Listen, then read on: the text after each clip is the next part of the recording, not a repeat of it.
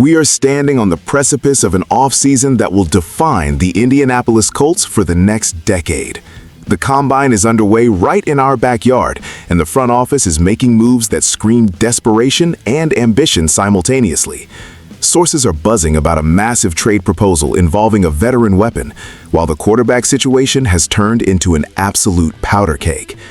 Before we break down the intel that is keeping Chris Ballard up at night, I need you to step up. We are putting hard for 1,000 subscribers. If you bleed blue and white, hit that button and join the movement right now. Sources indicate that the Indianapolis Colts are seriously entertaining a trade proposal that would send a reliable veteran wide receiver packing in exchange for a first-round draft pick who has been labeled a bust by his current team. This is the classic Chris Ballard playbook in action, and frankly, it is a move that leaves me absolutely baffled. The logic from the front office perspective is clear on paper. They are looking at physical traits, they are looking at raw athleticism, they are looking at a player who was selected in the first round for a reason, believing that a change of scenery and the offensive scheme in Indianapolis can unlock potential that has been dormant for years. They want to buy low on a distressed asset and turn him into a star. That is the general manager's philosophy. But let me tell you why this is a dangerous game to play right now. We are talking about an offense that needs stability, not experiments. You have a young quarterback in Anthony Richardson who needs reliable hands, veterans who know how to run the right routes, and leaders in that locker room. When you ship out a proven veteran receiver, you are removing a safety blanket for your franchise quarterback. And for what? For a reclamation project? For a player who has already failed to live up to expectations elsewhere? This is the definition of arrogance. It is the belief that your system is so superior that you can fix what others could not. While the upside could be tremendous if this player hits, the floor is catastrophic. If this former first-round pick comes to Indianapolis and continues to struggle, you have weakened your receiving core for absolutely nothing. The audacity to take this risk when you are trying to develop a franchise quarterback is staggering. The Colts do not need more question marks. They need exclamation points. They need certainty. Yet here we are discussing a trade that prioritizes potential over production. This is a gamble that could cost people their jobs if it goes south. It sends a message to the locker room that nobody is safe and that management is willing to tinker with the chemistry of the team for the sake of a value play. I understand the salary cap implications, and I understand the desire to get younger and more athletic, but at some point you have to value production on the field. This trade proposal is not just a roster move. It is a statement about how this front office views its current assets.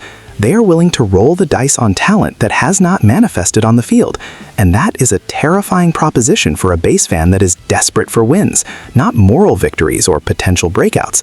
But if you think this trade talk is controversial, wait until you hear what is happening at the quarterback position.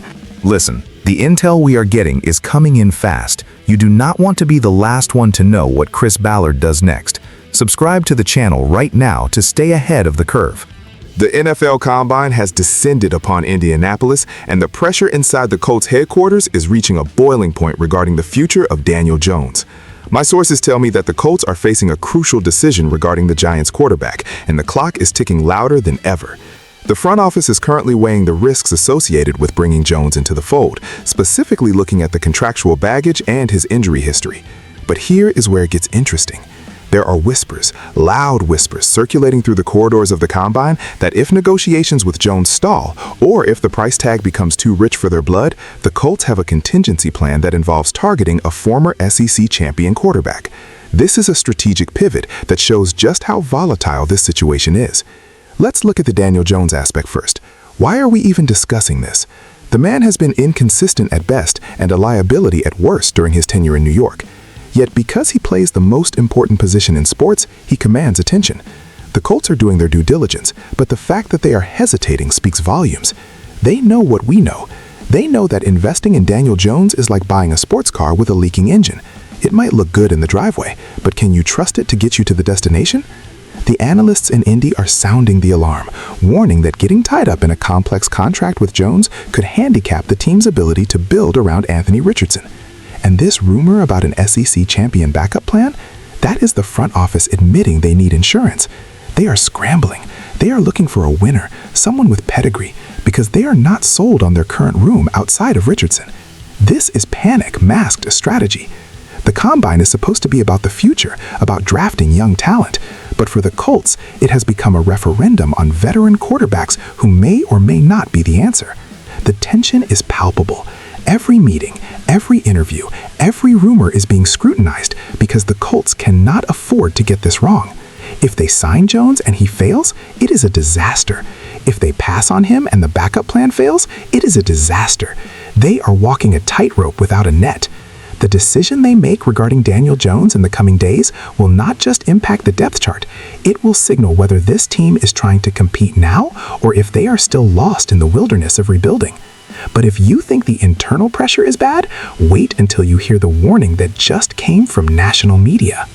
An analyst from ESPN has just issued a severe warning directly to the Indianapolis Colts, and frankly, they better be listening, because this is the reality check that this franchise desperately needs.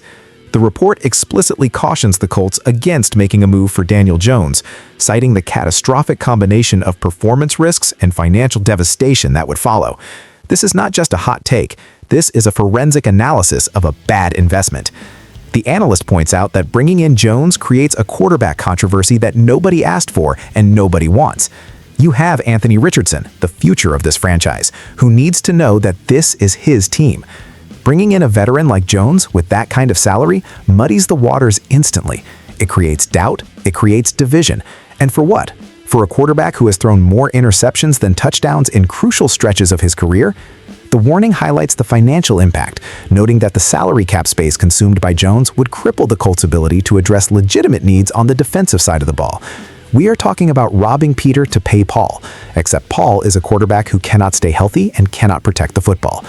The emotional intensity of this warning cannot be overstated. It is a plea to the front office to use common sense. Do not fall into the trap of thinking you can fix him. Do not fall into the trap of overpaying for mediocrity just because you are scared of your depth chart.